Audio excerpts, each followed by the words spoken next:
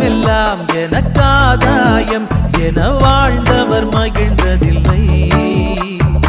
ஆன்மாவே எனக்காதாயம் என வாழ்ந்தால் கவலை இல்லை.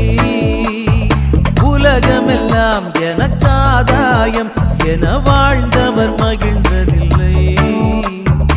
ஆன்மாவே எனக்காதாயம் என வாழ்ந்தால் கவலை இல்லை. அழியும் செல்வம் சேர்ப்பதா அழிய ஆன்மாவை காப்பதா?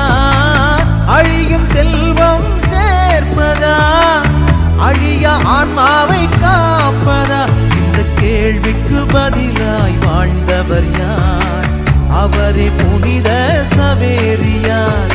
உலகமெல்லாம் எனக்காதாயம் என வாழ்ந்தவர் மகிழ்ந்ததில்லை.